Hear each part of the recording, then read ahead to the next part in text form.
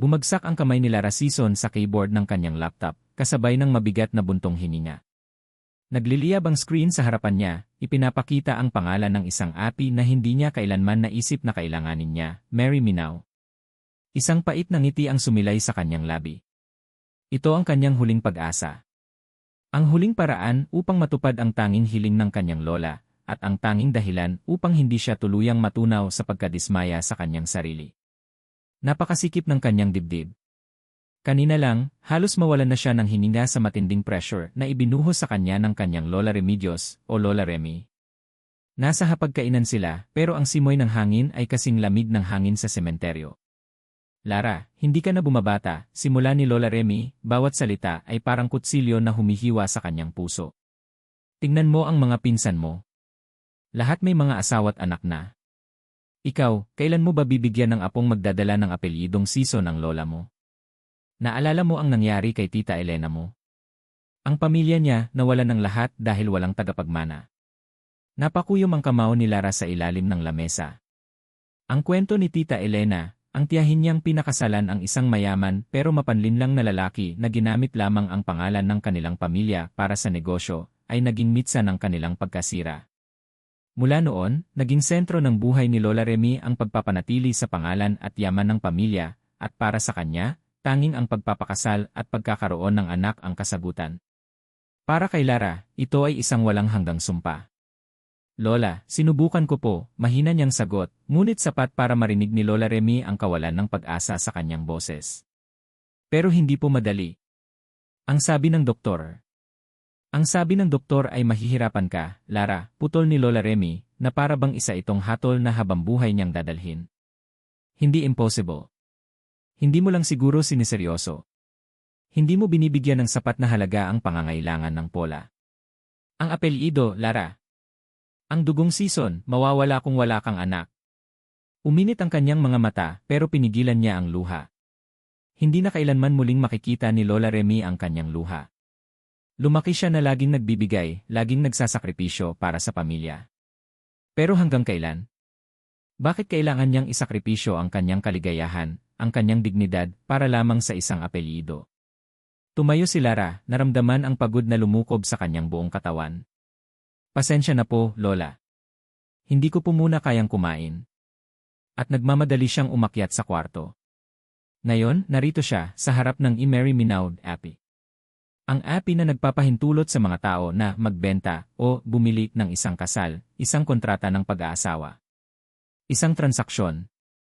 Isang kasunduan. Walang emosyon. Walang sakit. Ang tanging bagay na naisip niya ay ang pagkakataong magkaroon ng anak, ng isang Ethan, ang pangalan na matagal na niyang pinangarap para sa kanyang anak, na may ngiti sa mga labi na magpapawi sa pait na nararamdaman niya ngayon. Nag-scroll si Lara sa mga profile. Mga kalalakihang nag-aalok ng sarili, may iba't ibang presyo at serbisyo. May nag-aalok ng pure convenience, may nag-aalok ng companionship, at mayroon ding, sa kanyang kaso, nag-aalok ng kasunduan sa pag-aanak. Nandidiri siya sa ideya. Pakiramdam niya ay isa siyang kalakal, o mas malala, isang desperadong babae na handang gawin ang lahat para lang matupad ang isang tungkulin. Ngunit sa gitna ng lahat ng ito, nahagip ng kanyang mata ang isang profile. Walang presyo. Walang nakasulat na serbisyo. Larawan lang ng isang lalaki na nakatalikod, nakatingin sa malawak na dagat, ang silhouette niya ay matangkad at may angking misteryo. Dante Alcantara. Ito ang pangalan niya. Walang nakasulat na kahit anong detalye. Walang background, walang edad, walang trabaho. Isang blankong canvas. Isang misteryo.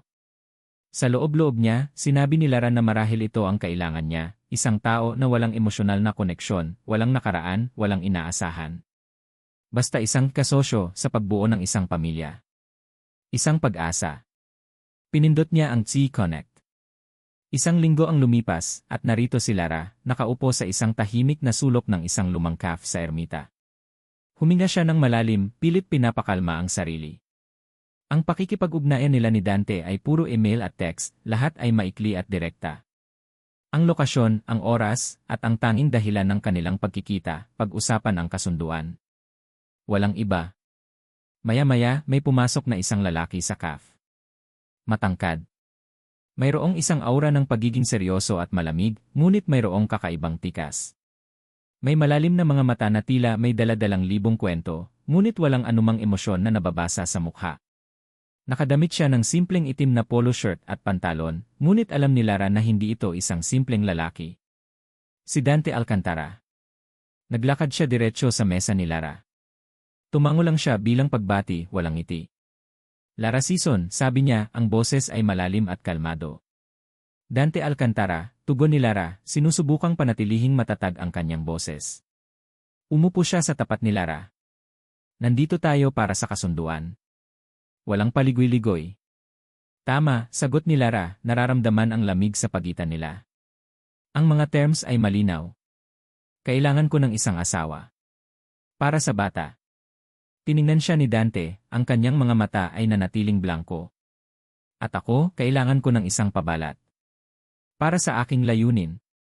Napataas ang kilay ni Lara. Layunin? Hindi mahalaga ang detalye, putol niya. Ang mahalaga, pareho tayong makikinabang. Nararamdaman ni Lara ang pag-alinlangan. Ito ba talaga ang gusto niya? Isang kasal na walang pag-ibig, isang pamilya na nagsimula sa isang transaksyon. Ngunit naisip niya ang mukha ni Lola Remy, ang kanyang mga salita. Ang kanyang pangarap na maging ina. Ang pag-asa. Ang kontrata, sabi ni Lara, pilit na pinatigas ang puso. Kailan ko makukuha? Inilabas ni Dante ang isang itim na folder mula sa kanyang bag, inilapag niya ito sa mesa. Mayroon itong ilang pahina, may mga legal na jargon. Ang bawat salita ay sumisigaw ng negosyo, hindi pag-aasawa. Binasa ni Lara ang kontrata. Nakasaad doon ang lahat, ang tagal ng kasunduan, ang mga obligasyon ng bawat panig, ang pagpapakita sa publiko bilang mag-asawa, at ang pinakamahalaga para sa kanya, ang probisyon tungkol sa pagpaplano ng pamilya. Walang anumang emosyonal na koneksyon, walang mga pangakong walang laman. Ito ay perpekto. At sa parehong oras, ito ay nakakatakot. Nag-abot siya ng ballpen. Ang kamay niya ay nanginginig ng kaunti. Sinubukan niyang kalmahin ang kanyang sarili. Para kay Lola Remy. Para sa kanyang sarili. Para sa isang bagong simula. Pinirmahan niya ang dokumento. Ang lagda niya ay tila isang malaking bato na bumagsak sa kanyang balikat. Matapos pirmahan, tiningnan niya si Dante. Ang kanyang mukha ay nanatiling walang ekspresyon, ngunit may isang bagay sa kanyang mga mata na tila nagmamasid. Inabot niya ang folder pabalik kay Dante. Kinuha niya ito, at sa sandaling iyon, nararamdaman ni Lara ang isang matinding kalungkutan. Isang emptiness. Isang katahimikan. Ngunit sa gitna ng katahimikan na iyon, may isang maliit na tinig sa kanyang isip na bumubulong, ito na. May pag-asa na. Tumayo si Dante. Sa kanyang pagtayo, isang tanong ang lumabas sa kanyang bibig, isang tanong na gumulat kay Lara at nagpaikot sa kanyang mundo. Handa ka bang magpanggap na mahal mo ako, kahit sa harap lang ng iba? Nilingon siya ni Lara, ang kanyang puso ay biglang bumilis. Ang tanong ay simple, ngunit ang bigat nito ay bumalot sa kanyang buong katawan. Walang emosyon ang mukha ni Dante, ngunit ang kanyang mga mata ay tila nagtatago ng 1,000 lihim, 1,000 tanong. Hindi alam ni Lara kung ito ba ay isang simpleng paalala lamang ng kanilang kasunduan o isang bagay na mas malalim pa. Hindi ko malimutan ang pagkabigla sa mga mata ni Lara nang tanungin ko siya kung handa ba siyang magpanggap na mahal ako. Isang tanong na hindi nakasaad sa kontrata, ngunit mahalaga para sa aking plano. Tumango siya, dahan-dahan, ngunit ang kanyang mga mata ay nanatiling nagtatanong. Tama lang. Mas mainam na magkaroon ng pagdududa kaysa sa matamis na pagtanggap na walang laman. Kinabukasan, nasa loob ako ng aking pribadong opisina sa Alcantara Group, nakaharap sa holographic display na nagpapakita ng detalyadong data analysis. Ang aking pinagkakatiwalaang assistant, si Mang Ben, ay tahimik na nakatayo sa aking tabi. Matagal na siyang nagtatrabaho para sa akin, matagal na rin niyang alam ang aking lihim na misyon. Sir Dante, ang network ni Fabian ay mas malalim kaysa sa inaasahan natin, sabi ni Mang Ben, ang kanyang boses ay puno ng pag-aalala. Ang mga front companies niya ay nagkalat, at ang Mary Minao API ay isa lang sa kanila. Ang modus operandi nila ay tila nagbabago-bago, mula sa money laundering hanggang sa recruitment ng mga taong magagamit sa kanilang operasyon. Tama ang hinala ko, sagot ko, mariing nakatingin sa mga diagram. Ang API na iyan ay perpektong channel para makahanap ng mga taong desperado, vulnerable, at madaling gamitin. Pero hindi ako gagamitin. Ako ang gagamit. Umangat ang isang kilay ni Mang Ben, kaya ho ba kayo sumali sa API, sir? Upang makahanap ng kasal na magiging cover niyo. Exactly, sagot ko. Kailangan ko ng isang legal na dahilan para makapasok sa mundo niya nang hindi siya nagdududa. Isang regular na buhay. Ang pagiging asawa sa isang babaeng naghahanap ng pamilya ay perpektong pabalat. Hindi ko sinabi ang buong katotohanan. Ang pinakamalaking dahilan ko ay upang makahanap ng koneksyon kay Fabian. Isang paraan upang makalapit. At upang patunayan ang pagkakasangkot niya sa pagkamatay ng aking mga magulang. Ito ang aking personal na krusada. Hindi ako naghahanap ng asawa. Naghahanap ako ng katarungan. Ang susunod na linggo ay nagsimula ang aking buhay may asawa. Lumipat ako sa bahay ni Lara, isang bahay na may tamang sukat, hindi bongga, pero malinis at may bakas ng pagmamahal. Ito ay kakaiba. Sanay ako sa malalaking mansyon, sa mga kasambahay na tahimik na gumagala. Dito, ang init ay nagmumula sa presensya ni Lara, na gumagalaw ng natural sa kanyang sariling espasyo. Ang unang pagsubok ay ang hapunan sa bahay ng Season. Kailangan naming umarte bilang isang bagong kasal sa harap ni Lola Remy. Nakaupo ako sa tapat ni Lara, habang si Lola Remy ay nakaupo sa dulo ng lamesa, ang kanyang mga mata ay tila laser na tumutok sa amin. So, Dante, simula ni Lola Remy, ang kanyang boses ay tila sinadya upang maging matamis, ngunit mayroong matalim na dulo. Ano ang plano mo sa hinaharap? Ang mga alkantara, hindi ba? Mayaman daw kayo. Pero hindi kita gaanong nakikita sa mga news feeds. Hindi ba kayo ang may-ari ng Alcantara Industries? Napansin ko ang pagsikip ng dibdib ni Lara. Hindi niya alam ang buong katotohanan. Ang sabi ko sa kanya ay hindi ako ang si, at nasa simple lang na pamilya ko. Ngayon, sa harap ni Lola Remy, kailangan kong magsinungaling ng may kredibilidad. Lola Remy, Alcantara po ang apelyido ko, pero hindi po kami ang may-ari ng Alcantara Industries, kalmado kong sagot. Hindi ako nagsinungaling ng buo. Ang aking ama ang nagtatag ng Alcantara Group, ngunit ang mga operasyon ngayon ay pinapatakbo ko at may bahagi si Fabian. May sarili po akong maliit na kumpanya. At ang plano ko po ay gawing masaya ang apo ninyo at bigyan kayo ng apo. Kumapit ako sa kamay ni Lara sa ilalim ng lamesa. Nakita ko ang pagkabigla sa kanyang mga mata, ngunit agad siyang nag-react. Nagpakita siya ng kaunting pamumula sa pisngi at bahagyang ngiti, na para bang nahiya siya. Magaling siyang umarte. Ay, mabuti naman kung ganoon, sabi ni Lola Remy, bagamat may bahid pa rin ng pagdududa sa kanyang boses. Ang mga Season, maselan kami sa pagpili ng kapareha. Baka mamaya, kung sino-sino lang ang papakasalan ng apo ko. Lola, pagpapakalma ni Lara, huwag po kayong mag-alala. Pinili ko po si Dante. At masaya po ako sa kanya. Tiningnan niya ako, at sa isang sandali, nagulat ako sa dami ng emosyon sa kanyang mga mata, pagkaawa, pagpapanggap, at isang uri ng pagnanais na matapos na ang lahat. Tiningnan ko siya pabalik, at napansin kong gumawa siya ng maikling, ngunit sapat na pagdampi sa aking kamay bago bawiin. Isang maliit na kislap ng koneksyon. Sa mga sumunod na araw, nagsimula kaming magkaroon ng mga rutina bilang mag-asawa. Magkasama kaming nag-aalmusal, minsan, sinasamahan niya ako sa trabaho, na ang ibig sabihin ay nasa isang cave lang ako nagtatrabaho sa aking laptop, habang siya ay nagbabasa ng libro. Isang hapon, nakaupo ako sa sala, nagko-call sa isang legal team sa London. Ang usapan ay tungkol sa offshore accounts ni Fabian at ang mga patunay na kinokolekta ko. Ang boses ko ay matigas, punong-puno ng teknikal na jargon at legal na termino. Narinig ko ang pagbukas ng pinto ng kusina. Yes, make sure all the papers are sealed. We can't afford any leaks. This involves Fabian's international network. Mahina kong sabi sa telepono, pero sapat para marinig. The Shell Corporation's yes, and the Marry Me Now app, make sure you look into its financial transactions. It's connected. Napatigil ako nang marinig ko ang paglaglag ng kutsara. Nakita ko si Lara na nakatayo sa may pintuan ng kusina, may hawak na kape. Ang kanyang mga mata ay malaki, puno ng pagdududa. Agad kong pinutol ang tawag. Problema, tanong niya, ang kanyang boses ay tila nag-aalinlangan. Wala, mabilis kong sagot. Trabaho lang. Ngumiti siya, ngunit alam kong hindi siya naniniwala. Ang kanyang ngiti ay hindi umabot sa kanyang mga mata. Medyo komplikado ang trabaho mo, ah. Puro shell corporations at international network. Business is business, kalmado kong sabi. Complex. Lumipas ang mga araw at napansin kong laging mayroong tanong sa kanyang mga mata. Minsan, nahuhuli ko siyang nakatitig sa akin habang nagtatype ako sa laptop.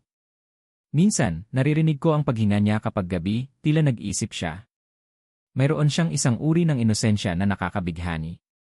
Isang gabi, habang naglalakad siya sa sala, napansin ko ang isang lumang litrato sa mesa. Isang batang lara, nakangiti, masigla. Ngayon, ang kanyang mga mata ay tila laging may bakas ng pagod at lungkot. Nagtataka ako kung ano ang tunay niyang nakaraan. Kung ano ang nagtulak sa kanya na gawin ang lahat ng ito. Napansin kong nag-iisa siyang umiinom ng tsaa sa balkonahe, nakatingin sa kawalan. Ang kanyang mga balikat ay nakakuyom, tila nagdadala ng mabigat na pasanin. Ang kanyang buong pagkatao ay nagpakita ng isang vulnerability na hindi ko pa nakikita sa kanya. Ang aking misyon ay nagsimula sa isang malamig na transaksyon, ngunit ngayon, nararamdaman ko ang isang hindi komportableng pag-aalala para sa kanya. Ang ideya ng paglilinlang sa kanya ay nagsimulang magbigay sa akin ng bahagyang pagkabagabag. Bumalik ako sa aking silid. Nandoon pa rin ang isang lumang frame ng litrato na nakatago sa aking travel bag. Ang litrato ay kinuha bago magsimula ang lahat ng ito. Ako, si Fabian, at si Sofia. Nakangiti. Isang alaala ng panahong hindi pa nauwi sa kaguluhan ng lahat. Ngunit ngayon, ang bawat ngiti sa litratong iyon ay tila isang peking maskara lamang. Kinuha ko ang litrato at pinagmasdan. Si Sofia, ang aking dating fiancé. Ang babaeng akala ko ay mahal ako, ngunit pinili ang pera at kapangyarihan ni Fabian. Ang dahilan kung bakit nagtiwala ako sa kanya noon ay nanginginig sa alaala. Tumunog ang aking cellphone. Isang unknown number. Sinagot ko ito. Kuya, malamig kong bati sa kabila ng pag-init ng aking dibdib. Mukhang may balita ako para sayo. Ang tinig sa kabilang linya ay hindi pamilyar. Hindi ito si Fabian. Sino ka? Tanong ko. Maghanda ka, Dante, sabi ng tinig na tila galing sa isang distorted voice changer. Hindi ka na makakatakas. Nagbabalik ang mga multo ng nakaraan at mas masama sila kaysa sa inaasahan mo. At sa sandaling iyon, isang larawan ang lumabas sa aking screen, galing sa unknown number, isang lumang larawan ni Sofia, at sa likod niya, malabong anino ng isang pamilyar na gusali. Ito ang lumang opisina ni Fabian. Nagtaasan ang balahibo ko. Ang babala ay hindi lamang para sa akin, kundi para sa lahat ng konektado sa akin. Kasama si Lara. Hindi maalis ang ngiti sa labi ni Lara habang hawak ang positive pregnancy test kit. Parang hindi siya makapaniwala. Ilang beses na niyang pinangarap ang sandaling ito, ilang beses na rin siyang nadismaya. Ngayon, sa harap niya, ang dalawang linyang iyon ay nagdala ng pag-asa, kagalakan, at kakaibang gulo sa kanyang puso. Pinikit niya ang kanyang mga mata. Si Ethan. Ang pangalang matagal na niyang iniisip para sa kanyang unang anak. Magkakaroon na siya ng sarili niyang pamilya. Hindi na niya kailangan pang mangamba sa mga salita ni Lola Remy. Ang ideyang ito ang nagbigay sa kanya ng matinding ginhawa. Ngunit kasabay ng kagalakan, dumating ang pait. Ang kasal na ito ay isang kontrata. Isang transaksyon. Si Dante. Ang lalaking katabi niya sa gabi, ang lalaking kailangan niyang ipakita sa mundo bilang kanyang asawa. Ang lalaking hindi niya tunay na kilala. Ang lalaking may mga matang malalim at may dalang misteryo. Paano niya sasabihin sa kanya? At paano magiging normal ang lahat ng ito? Kinakabahan, dinampot ni Lara ang kanyang cellphone. Kailangan niyang sabihin kay Lola Remy. Ito ang matagal nang hinihintay ng matanda. Nagring ng 2 beses bago sinagot. Lola, halos pabulong na sabi ni Lara, ang kanyang boses ay nanginginig. Oh, Lara, bakit? May problema ba? Ang boses mo, parang umiiyak ka, ang nag-aalalang tinig ni Lola Remy. Lola. Hindi niya mapigilan ang mga luha. Luha ng tuwa, luha ng takot, luha ng kalituhan. Lola. Positibo po. Katahimikan sa kabilang linya. Pagkatapos, isang hikbi. Totoo ba, anak? Totoo ba? Magkakaapo na ako. Isang season. Ang boses ni Lola Remy ay tila nabasag sa dami ng emosyon. Salamat sa Diyos! Salamat sa Diyos! Salamat, Lara! Salamat! Naramdaman ni Lara ang matinding ginhawa sa pagkakarinig ng boses ng kanyang lola. Ang bigat sa kanyang dibdib ay bahagyang nabawasan. Nagawa niya ito. Naibigay niya ang hiling ni Lola Remy. Ngunit ang guilt ay nanatili. Ang bata ay magiging prutas ng isang pekeng kasal. Dante, nasaan si Dante? Tanong ni Lola Remy. Nasa labas po, Lola. Nagtatrabaho, sagot ni Lara, pakiramdam ay doble ang pagpapanggap niya ngayon. Sabay po kaming pupunta dyan mamaya para sabihin sa inyo ng personal. Isinabit niya ang telepono at isang malalim na buntong hininga ang lumabas sa kanyang labi. Ngayon, kailangan niyang harapin si Dante. Kinabukasan ng umaga, nagsimula ang pagsubok. Ang matinding pagkahilo at pagsusuka ang sumalubong sa kanya. Hindi niya kinaya ang amoy ng kape o maging ang simpleng amoy ng bakon. Dumapa siya sa sahig ng banyo, pilit na kinakalma ang kumukulong tiyan. Lara? Ayos ka lang ba? Narinig niya ang boses ni Dante sa labas ng pinto. May bahid ng pag-aalala. Pilit niyang sinagot, ayos lang ako. Morning sickness lang. Nagulat siya nang bumukas ang pinto. Pumasok si Dante, nakasimangot ang mukha at may dalang isang basong tubig at bimpo. Hindi niya ito inaasahan. Ang Dante na kilala niya ay laging kalmado, malamig at hindi palakibo. Ngayon, may bakas ng pag-aalala sa kanyang mga mata. Lumuhod siya sa tabi ni Lara. Walang imik niyang pinunasan ang kanyang noo ng malamig na bimpo. Ang kanyang kamay ay magaspang, ngunit ang pagdampi ay banayad. Kailangan mo ng pagkain, sabi niya, ang kanyang boses ay bahagyang malambot. Anong gusto mo? Lugaw. Wala kang kainin kahapon. Kahit ano basta hindi maamoy, sagot ni Lara, pakiramdam ay lalo pang lumalala ang pagkahilo. Tumayo si Dante at nagtungo sa kusina. Narinig niya ang kaluskos ng mga kawali, ang tunog ng tubig na kumukulo. Ilang sandali lang, bumalik siya na may dalang isang mangkok ng lugaw na may kaunting luya. Subukan mo ito, utos niya, ngunit ang tono ay may halong pakiusap. Mabisa ito para sa pagkahilo. Tinikman ni Lara ang lugaw. Mainit. Masarap. Ito ang unang pagkain na hindi niya nasuka sa loob ng 2 araw. Tiningnan niya si Dante na nakaupo sa tabi niya, tahimik na nagmamasid sa kanya. Ang kanyang tingin ay hindi tulad ng dati, hindi blangko, hindi nagtatago ng misteryo. Mayroong isang bagay na tila pag-aalaga. Salamat, mahina niyang sabi. Tumango lang siya. Kailangan mo ng sapat na nutrisyon para sa inyong dalawa. Sa sandaling iyon, naramdaman ni Lara ang kakaibang pagtibok ng puso. Hindi ito dahil sa takot o pagkalito. Ito ay isang bagay na mas malalim. Isang pag-asa. Isang pagnanais. Nang gabing iyon, matapos ang masinsinang pag-uusap ni Lara at Dante kay Lola Remy, na ngayon ay abala sa pagpaplano ng mga pangalan, pambili ng mga gamit ng bata, at pagmamanman sa bawat galaw ni Lara, magkasama silang naupo sa balkonahe. Ang hangin ay presko at ang mga bituin ay nagniningning. Natatakot ako, Dante, pagtatapat ni Lara, ang kanyang boses ay halos pabulong. Hindi ko alam kung kaya ko. Kung kaya kong maging isang mabuting ina. At ang lahat ng ito. Tiningnan niya si Lara. Sa dilim, ang kanyang mga mata ay tila lumiwanag. Kaya mo, Lara, sabi niya, ang kanyang boses ay puno ng katiyakan. Kahit anong problema ang dumating, nandito ako. Hindi ka nag-iisa. Napatingin si Lara kay Dante. Ang kanyang mga salita ay simpleng, ngunit ang bigat nito ay parang isang matatag na pundasyon. Nag-iba ang pakiramdam ni Lara sa kanya. Hindi na siya isang estranghero na kasama niya sa isang kontrata. Hindi na siya isang piraso lamang ng isang plano. Nararamdaman niya ang isang koneksyon, isang hindi inaasahang init na lumalaganap sa kanyang puso. Ang pag-ibig. Pero bakit, tanong niya, nagtataka. Hindi naman ito kasama sa kasunduan, hindi ba? Ang maging ganito. Ang isang kasunduan ay para sa batas, Lara, sabi ni Dante, ang kanyang tingin ay lumayo sa mga bituin at tumingin sa kanya. Pero ang buhay ay hindi. Ang pagiging ama hindi ito kasama sa presyo. Mayroong isang bahid ng emosyon sa kanyang boses na hindi pa niya narinig. Gagawin ko ang lahat para protektahan ang bata. At ikaw. Ang mga salitang iyon ay tila musika sa pandinig ni Lara. Ito ang kanyang pinakapangarap. Isang tao na mananatili sa tabi niya. Isang ama para sa kanyang anak. Sa sandaling iyon, nalimutan niya ang kontrata.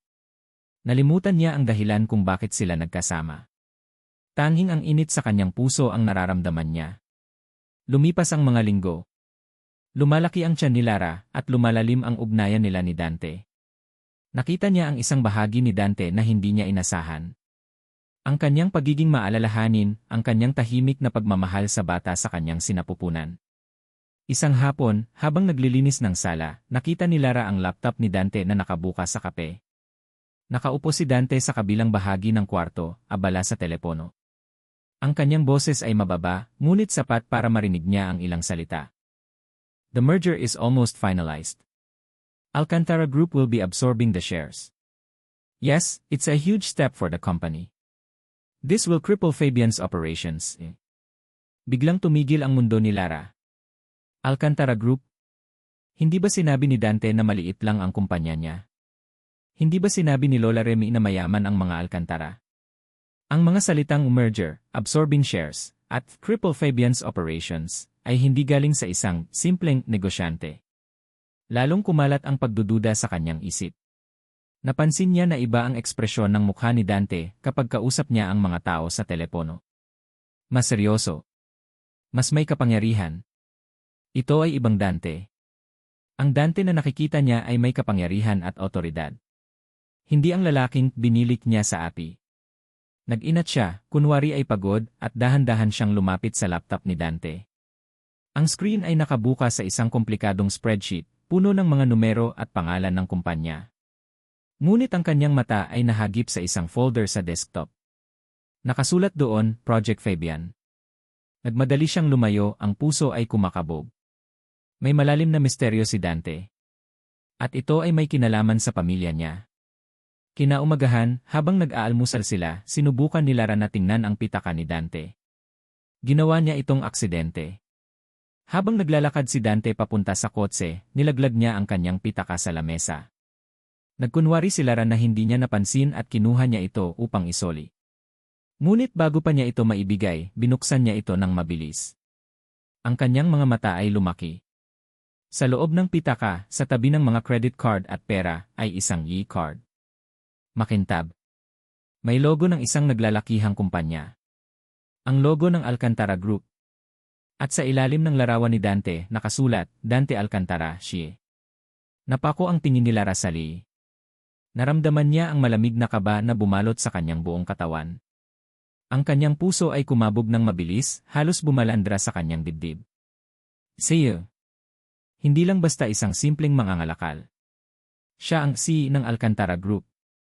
Ang Alcantara Industries na sinasabi ni Lola Remy. Ang mga piraso ng puzzle ay nagsisimulang magkabit-kabit sa kanyang isip, ngunit ang larawan ay mas malaki at mas nakakatakot kaysa sa inaasahan niya. Sino ka ba talaga, Dante? Nararamdaman ko ang pagbabago sa kilos ni Lara.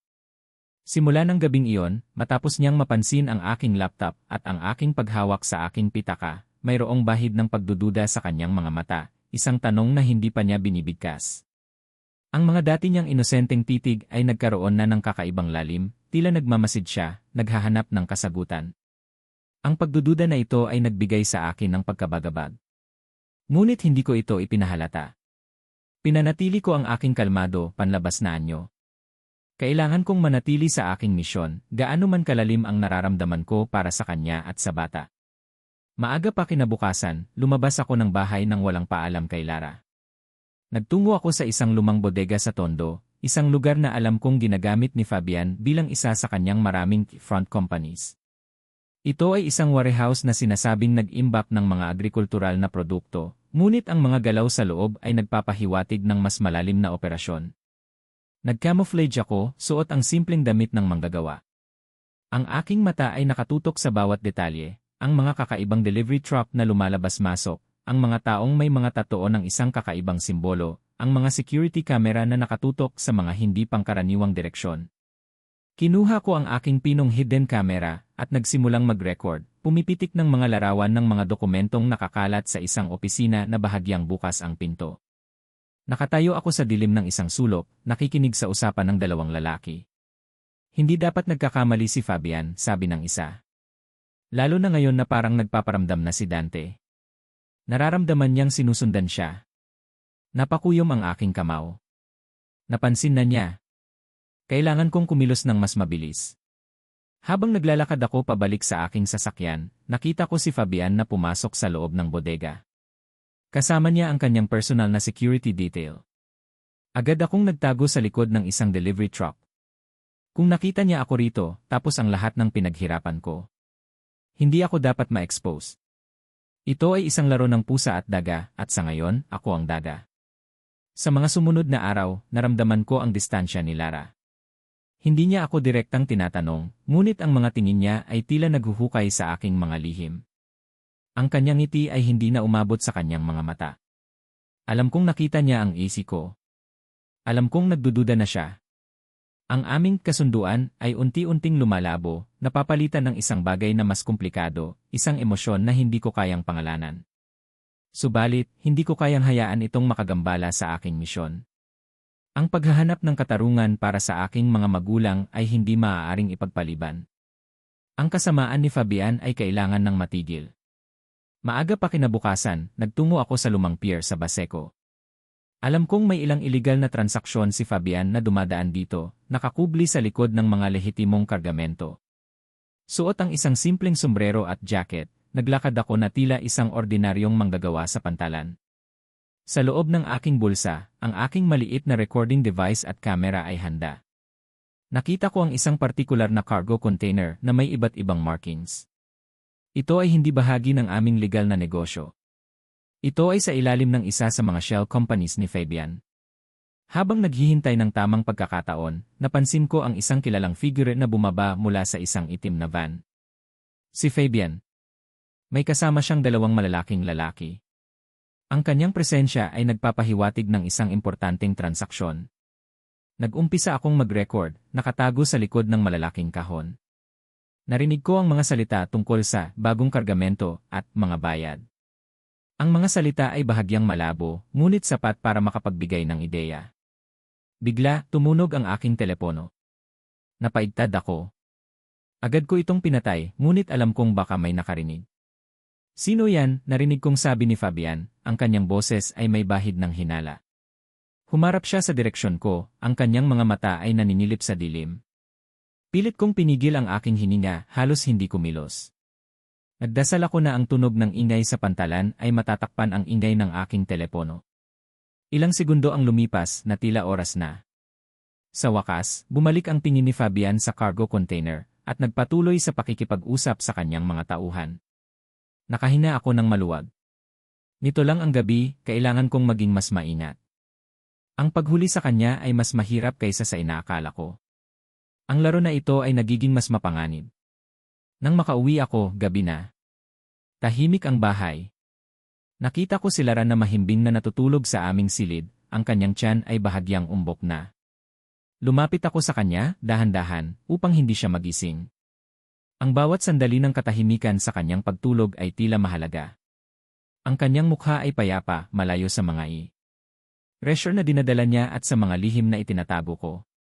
Sa loob-loob ko, nagtataka ako kung tama ba ang ginagawa ko. Ang aking misyon ay nagsimula bilang paghahanap ng katarungan, ngunit ngayon, nararamdaman ko ang isang matinding pangamba na baka masira ko ang buhay ni Lara. Hindi ko kailanman inakala na magkakaroon ako ng damdamin para sa kanya. Ang ideya ng pagiging ama sa kanyang anak ay nagsimulang maging isang matamis na katotohanan, hindi lamang isang bahagi ng kasunduan. Nang sumunod na hapon, habang nag-aalmusal kami, nagulantang kami sa malakas na katok sa pinto.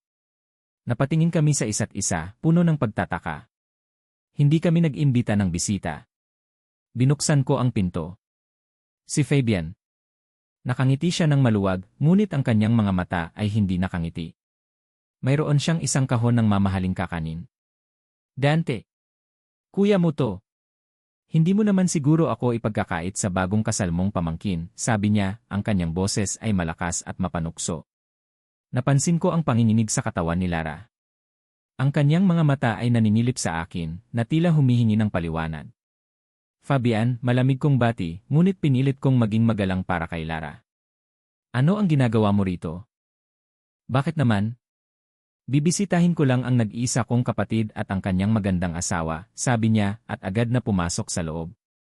Tumingin siya kay Lara, ang kanyang tingin ay matalim at nanunuot. So, ito pala ang bago mong pamilya, Dante. Interesting choice. Umupo siya sa sofa, tila siya ang may-ari ng bahay. Alam mo, Lara, sabi ni Fabian, hindi madaling sumama sa isang alkantara. Lalo na sa isang tulad ni Dante. Maraming lihim ang pamilyang ito. At ang nakaraan, ayaw na ayaw nitong makalimutan. Nagkatinginan kami ni Lara. Ang kanyang mga mata ay malaki dahil sa takot at pagkalito. Anong ibig mong sabihin? Tanong ni Lara, ang kanyang boses ay halos pabulong. Wala, mabilis kong putol. Nagbibiro lang si Fabian. Ganyan lang talaga siya. Tumawa si Fabian, isang tuyong tawa. Nagbibiro. Oh, Dante. Alam mo naman ang pamilya natin. Puno ng drama. Sana, hindi ka madamay, Lara. Lumipat ang tingin niya mula kay Lara sa akin, ang kanyang ngiti ay nagpatuloy, ngunit ang mensahe sa kanyang mga mata ay malinaw, alam kong sinusundan mo ako. At alam kong may itinatago ka. Hindi nagtagal si Fabian. Ngunit ang kanyang pagbisita ay nag-iwan ng isang mabigat na pakiramdam sa bahay. Lumipas ang ilang oras at patuloy kong naramdaman ang pagkabagabag sa puso ko. Alam kong hindi siya pumunta para lang bumisita. May gusto siyang ipahiwatig. Kinagabihan, habang nasa sala ako, abala sa pag-scan ng mga encrypted file na nakuha ko sa pier, biglang tumunog ang aking cellphone. Isang kakaibang numero. Hindi ko kilala. Sinagot ko ito. Dante. Isang boses ng babae. Hindi ko na kailangang mag-isip. Ang kanyang boses ay nakaukit sa aking alaala. Si Sofia. Sofia, malamig kong sabi. Ano ang kailangan mo? Hindi mo ba namimiss ang nakaraan, Dante? Bulong niya, may bahid ng panunukso. Nagbabalik na siya. Ang laro, nagsisimula pa lang ulit. Napatayo ako. Anong ibig mong sabihin? Malalaman mo rin, sabi niya, at isang larawan ang lumabas sa screen ng aking telepono. Isang lumang larawan. Ako, si Sofia, at si Fabian, nakangiti sa isang pamilyar na setting. Isang larawan mula sa panahong hindi pa nauwi sa kabuluhan ng lahat. Ngunit sa ilalim ng larawan, may nakasulat na mensahe, ang lahat ay may koneksyon. At ang iyong kasal ay hindi isang pagkakataon. Pinatay ko ang telepono. Nagtaasan ang balahibo ko. Kung kasama ni Fabian si Sofia, mas malaki ang problema. At ang kanyang huling mensahe ay nagpapahiwatig na alam niya ang tungkol sa kasal ko kay Lara. Alam niya ang tungkol sa api. Naramdaman ko ang lamig na gumapang sa aking likod. Nang gabing iyon, hindi ako makatulog. Ang mga file sa aking laptop ay bukas pa rin. Ang mga detalye ng operasyon ni Fabian ay nakalatag sa screen. Nakita ko ang mga pangalan ng kumpanya, ang mga account, at ang mga link sa Mary Minaw di Api. Ito ay isang network na mas malaki kaysa sa naisip ko. Narinig ko ang mahinang pagbukas ng pinto. Si Lara. Hindi ko narinig ang kanyang paglapit. Nakatayo siya sa tabi ko, ang kanyang mga mata ay nanunuot sa aking laptop screen. Ang mga diagram. Ang mga pangalan. Ang logo ng Alcantara Group. Ang lahat ay nakalatag sa harap niya. Sino ka ba talaga, Dante? Ang kanyang boses ay halos hindi marinig, puno ng sakit at pagtataka. Ang kanyang mga mata ay puno ng luha. Napasigaw ako. Hindi ko alam kung saan ko nakuha ang boses. Ang larawan ng sa pitaka ni Dante, ang mga salitang Dante Alcantara, na nakaukit doon, ay tila sumabog sa loob ng aking isip, kasabay ng mga larawan sa kanyang laptop screen. Alcantara Group. Project Fabian. International Network. Ang lahat ay nagkaisa, bumubuo ng isang nakakatakot na katotohanan. Sino ka ba talaga, Dante? Muling lumabas sa aking bibig, ngunit mas malakas, mas puno ng sakit. Ang aking kamay ay kumakabog habang hawak ang pitaka niya. Pakiramdam ko ay dinurog ang aking puso. Ang lalaking pinasimulan kong mahalin, ang lalaking nangako na magiging ama ng aking anak, ay isang malaking kasinungalingan. Nagulat si Dante. Agad niyang sinarhan ang laptop, tila nahuli sa akto. Tumayo siya, ang kanyang mukha ay nawalan ng kulay. Lara, ipapaliwanag ko. Ipaliwanag. Napahagikik ako, isang tawa na puno ng pait. Ano ang ipapaliwanag mo, Dante? Na isa kang CEO ng isang malaking kumpanya, hindi isang simpleng negosyante. Na ang kasal natin ay hindi para sa bata, kundi para sa Project Fabian mo. Na isa lang akong pabalat, isang kasunduan na ginamit mo para sa iyong mga lihim na agenda. Ibinato ko ang pitaka niya sa kanyang mukha. Lumagabog ito sa sahig. Ang lahat ng sinabi mo sa akin, lahat ng pag-aalaga mo. Isa lang itong malaking pagpapanggap. Isa lang akong tanga na nagpatalo sa iyong acting. Hindi, Lara. Hindi ganoon ang nangyari, lumapit siya sa akin, pilit na hawakan ang aking mga kamay. Ngunit umatras ako. Ang bawat pagdampi niya ay tila nagdudulot ng lason sa aking balat. Huwaad! Nanginginig ang aking boses. Huwag mo akong hawakan. Ang galing mong umarte, Dante. Binili ko ang isang asawa sa isang api, pero ang nabili ko pala ay isang sinungaling na gumagamit ng mga tao para sa sarili niyang mga plano. Lara, nakikinig ka sana. Hindi mo naiintindihan ang bigat ng pinagdadaanan ko. Naglakad siya pabalik-balik, ang kanyang mga kamay ay nasa buhok, puno ng frustrasyon. Kailangan kong gawin to. Para sa aking pamilya. Para malaman ang katotohanan. Ang katotohanan. Ano ang katotohanan mo, Dante? Na ang lahat ng ito ay bahagi lang ng laro mo. Na pati ang pagbubuntis ko ay isang-isang bonus lang para sa cover mo. Sumikip ang aking dibdib.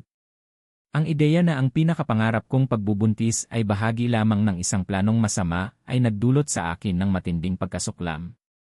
Hindi siya nakasagot. At sa aking puso, iyon ang sagot na kailangan ko. Isang malakas na katok sa pinto ang nagpalingon sa amin. Bigla, bumukas ito. At pumasok ang isang babae. Matangkad. Elegante. Ang kanyang buhok ay may kulay tsokolat at ang kanyang labi ay pula. Ang kanyang mga mata ay nanunuot, mayroong isang uri ng malisya na hindi mo makikita sa unang tingin. Isang ngiti ang sumilay sa kanyang labi nang makita niya si Dante at ako. Oh, Dante, sabi niya, ang kanyang boses ay malambing ngunit mayroong matalim na dulo.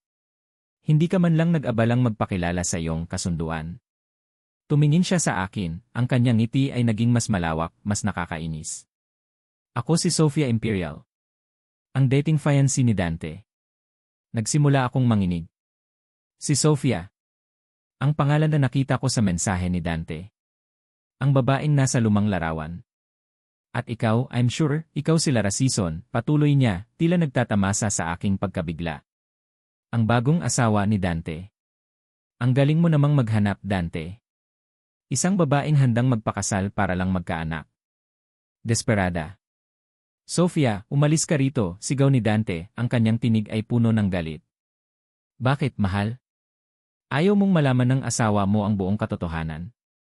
Lumapit si Sofia sa akin, tiningnan ang aking lumalaking tiyan na may bahid ng pagkasuklam sa kanyang mga mata. Alam mo, Miss Sison, ginamit ka lang ni Dante. Para makapasok siya sa mundo ng kapatid niya. Ang kasal na ito. Isa lang itong malaking kalokohan. Ang isang tao na tulad ni Dante, hindi yan magpapakasal sa isang babae na nakita lang niya sa isang api. Naramdaman ko ang matinding sakit sa bawat salita. Ito ay parang isang balde ng malamig na tubig na ibinuhos sa akin. Bakit? Anong alam mo? Ngumisi si Sofia. Alam ko. Ako ang lahat ng alam ko. Ako ang naglagay kay Dante sa api na yan. Ginamit ko siya para sa aking sariling layunin. Pero nakita ko ang profile mo. Ang desperasyon mo. At naisip ko, bakit hindi? Perfect cover para kay Dante. Ang isang desperadang babae na hahanap ng asawa para lang magkaanak. Hindi magdududa ang sinuman. Sinungaling ka, sigaw ko, kahit na ang aking puso ay nagsasabi sa akin na totoo ang bawat salita niya. Ang sakit ng pagtataksil ay kumalat sa bawat ugat ko. Oh, hindi ako sinungaling, Lara, sabi ni Sofia, lumapit pa sa akin, halos makita ko na ang kanyang hininga. Lalo na sa usaping ito. Ang pinaka-nakakatawa rito. Ikaw ang seryoso sa inyong dalawa. Ang sarap mo sigurong paglaruan. Umalis ka rito, Sofia, sigaw ni Dante, pilit na ihiwalay kami. Ngunit huli na. Ang mga salita ni Sofia ay bumulusok sa aking kaluluwa, sumisira sa bawat pira-piraso ng pag-asa na nabuko. Sa sandaling iyon, narinig namin ang isang mahinang hikbi mula sa likod. Nakita ko si Lola Reme. Nakatayo siya sa may pintuan ng sala, ang kanyang mga mata ay malaki dahil sa pagkabigla at takot. Nakita niya ang lahat. Narinig niya ang lahat. Ang kanyang matinding pag-aalala para sa kanyang apelyido, para sa pamilya, ay bumagsak sa kanyang mukha. Anong kaguluhan ito, Lara? Bulong ni Lola Remy, ang kanyang boses ay nanginginig. Ang kasal na ito isang kalokohan. Isa kang isang sinungaling, Dante. Napayuko ako. Ang kahihiyan ay mas masakit pa sa galit. Hindi lang ako ang naapektuhan. Ang aking lola. Ang aking pamilya. Lahat ng pinaghirapan ko para mapatunayan na hindi ako pabigat ay nawasak sa isang iglap. Hindi ko na kinaya. Kailangan kong umalis. Kailangan kong lumayo sa lahat ng ito. Ang aking tiyan ay kumakabog. Naramdaman ko ang sakit sa bawat paghinga. Tumakbo ako palabas ng bahay, hindi pinapansin ang pagtawag ni Dante. Ang kanyang boses ay tila isang malayo, malabong tunog.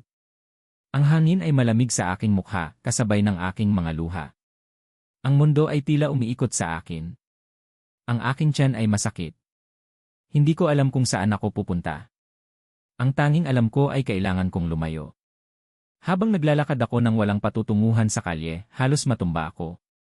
Ang aking paningin ay lumabo. Bigla may bumangga sa akin. Napaigtad ako. Nilingon ko ang lalaki. Si Fabian. Nakangiti siya, isang ngiti na hindi ko kailanman nakita sa kanya. Isang ngiti na puno ng mali siya. Gulong-gulo ka, di ba, Lara? Sabi ni Fabian, ang kanyang boses ay parang ahas na bumubulong. Huwag kang mag-alala, may lunas dyan. At sa kanyang mga mata, nakita ko ang isang bagay na mas masama kaysa sa pagtataksil. Isang bagay na nagpapahiwatig ng panganib. Narinig ko ang yabag ni Lara papalayo. Ang kanyang sigaw. Ang kanyang luha. Bawat hakbang niya palayo sa akin ay parang matatalim na patalim na tumutusok sa aking dibdib. Sinubukan kong sundan siya, ngunit hinarangan ako ni Sofia, ang kanyang ngiti ay nakakainis. Hayaan mo siyang lumayo, Dante, bulong niya na tila isang demonyo. Siya lang ang makakasira sa plano mo. Alam ko ang kahinaan mo. Itinulak ko siya palayo, ang aking mga mata ay puno ng galit. Hindi mo alam ang sinasabi mo, Sofia. Hindi ko siya ginagamit. Mahal ko siya. Tumawa si Sofia, isang malakas at nakakasuklam na tawa. Oh, really, Dante? Kung mahal mo siya, bakit hindi mo sinabi ang totoo sa kanya? Bakit kailangan mo pang gumamit ng api para humanap ng asawa? Hindi ko na siya pinansin. Tumakbo ako palabas ng pinto, pilit hinahanap si Lara. Ngunit huli na. Ang kalye ay walang tao. Tanging ang aking puso na kumakabog ng malakas ang narinig ko. Agad kong dinukot ang aking telepono at tinawagan si Lara. Isang ring. 2 ring. 3 ring. Walang sumasagot. Tinawagan ko ulit. Direkta itong nag-voicemail. Napaigtad ako. Nagsimula akong maglakad ng walang direksyon, ang aking isip ay nagkakagulo. Saan siya pupunta? Nag-isa siya, buntis, at ngayon ay alam na niya ang halos lahat ng katotohanan. Napagdesisyonan kong puntahan ang bahay ng kanyang Lola Remy. Kung may pupuntahan siya, iyon na lang ang naiisip ko. Nang makarating ako sa lumang bahay ng mga Sison, nakita ko si Lola Remy sa balkonahe, nakaupo sa isang silya, ang kanyang mukha ay maputla. Lumapit ako sa kanya. Lola Remy, sabi ko, ang aking boses ay pilit kong pinapakalma. Nasaan po si Lara? Ayos lang po ba siya? Tiningnan ako ni Lola Remy, ang kanyang mga mata ay nanunuot, puno ng pagkadismaya. Wala ka nang pakialam kay Lara, Dante. Hindi ko hahayaan na saktan mo pa siya. Pero Lola Remy, hindi po ganoon ang nangyari. May nagtutulak po ng kasinungalingan laban sa akin. Kina Lara. Kailangan ko po siyang kausapin, ipaliwanag ang lahat. Tumayo si Lola Remy, ang kanyang mga kamay ay nanginginig. Ipapaliwanag. Ang alin, Dante? Ang katotohanan na ginamit mo ang apo ko para sa iyong sariling agenda. Ang katotohanan na ang kasal na ito ay isang malaking kalokohan. Ang katotohanan na nilinlang mo kami, tulad ng ginawa ng mga taong sumira sa aming pamilya noon. Mayroong matinding sakit sa kanyang boses. Lara ay nasa kwarto niya. Ayaw kanyang makita. At ako, bilang kanyang lola, hinding-hindi ko hahayaan na lapitan mo pa siya. Umalis ka. Sinubukan kong pumasok, ngunit hinarangan ako ng kanyang matandang katulong. Sir, pakiusap po. Huwag na po kayong magpumilit. Masama po ang lagay ni Senora Remy. At si Ma'am Lara, ayaw po kayong makita. Wala akong nagawa kundi ang umalis. Ang aking puso ay bumagsak. Ang tanging paraan para maipaliwanag ko ang lahat ay sa pamamagitan niya, ngunit tinanggihan niya ako. Ang aking mundo ay gumuho. Nang sumunod na araw, bumulaga sa akin ang isang headline sa balita. Isang malaking larawan ko. Sa ilalim, nakasulat, Alcantara C. Inilantad ni panlilinlang si pamilya paggamit de babaeng desperada. Napakuyom ang aking kamao. Ito ang gawa ni Fabian at Sofia. Hindi sila nag-aksaya ng oras. Agad akong tinawagan ni Mang Ben, Sir Dante, nanawagan po ang lahat ng news outlets. Nag-press conference sina Fabian at Sofia. Sinabi po nila ang lahat ng mga alegasyon laban sa inyo. Maging ang tungkol sa Mary Minao, Api at ang arranged marriage ninyo. Mga sinungaling, bulong ko. Ihanda mo ang aming legal team. Handa na akong lumaban. Pero sir, malaki po ang pinsala sa reputasyon ninyo. Maging ang kumpanya, unti-unti nang nagkakaroon ng problema, sabi ni Mang Ben. Hindi ko na pinansin ang kanyang mga salita. Ang tanging nasa isip ko ay si Lara. Nasaan siya? Ligtas ba siya? Sinubukan kong tawagan ang kanyang cellphone, at sa pagkakataong ito, sinagot niya. Lara, nasaan ka? Nasa ospital ka ba? Ayos ka lang ba? Ang sunod-sunod kong tanong. Ayos lang ako, Dante, mahina niyang sagot, ngunit ang kanyang boses ay nanginginig. Huwag kang mag-alala. Lara, alam kong nakita mo ang balita. Kailangan mong manatili sa bahay. Nagpadala ako ng mga security personnel para protektahan ka at si Lola Remy. Hindi ko kailangan ng proteksyon mo, Dante, sigaw niya. Lumayo ka na lang. Hindi ko na gustong masangkot sa gulo niyo. At pinatay niya ang tawag.